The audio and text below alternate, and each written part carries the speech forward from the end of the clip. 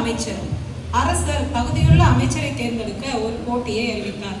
அந்த போட்டி என்னவென்றால் 500 மீட்டர் ஓட்ட போட்டி. அனைவரும் போட்டிக்கு தயாராகிவிட்டனர். யார் அமைச்சராகிறார் என்று பார்ப்போமா? உங்களை காண அரசன் வருகிறார். போட்டிக்கு உங்கள் அனைவரையும் வரவேற்கிறேன். இந்த போட்டிக்கு ஒரே ஒரு வழிமுறை தான். இந்த பெட்டியிலிருந்து ஒரு பொருளை மட்டும் எடுத்துக்கொண்டு 500 மீட்டரை கடக்கிறவர்கள் அமைச்சராவார்கள்.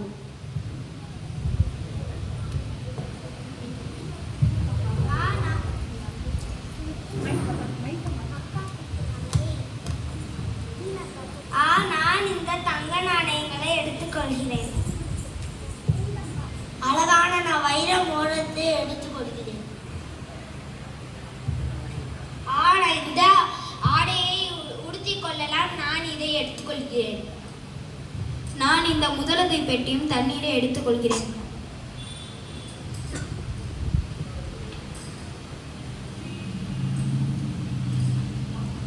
ஆரம்பிக்கலாம். எனக்கு தாகமாய் உள்ளது, தண்ணி வேண்டும். இந்தாங்க, அந்த தண்ணியை எடுத்துக்கொள்ளுங்கள். உங்கள் தாகம் தீர்ந்துவிடும்.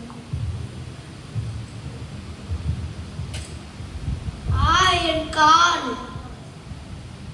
இந்த முதலகை பெட்டியில் உள்ள மருந்தை எடுத்துக்கொள்ளுங்கள். உங்கள் கால் வலி சரியாக போயிடும்.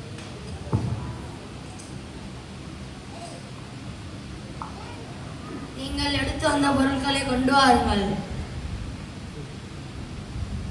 எடுத்த பொருள் எங்கே? நான் எடுத்த பொருள் தண்ணி, முதலகை பெட்டி, இவை அனைத்தும் அனைவருக்கும் பகிர்ந்து விட்டேன். நம் நாட்டிற்கு ஒரு தகுதி மற்றும் நியாயமுள்ள அமைச்சர் நான் தேர்ந்தெடுத்து விட்டேன். தேவனுடைய கற்பனைகளை கைக்கொண்டு மற்றவர் மேல் அன்பாய் இருந்தவரால் மட்டுமே வெற்றி பெற முடிந்தது.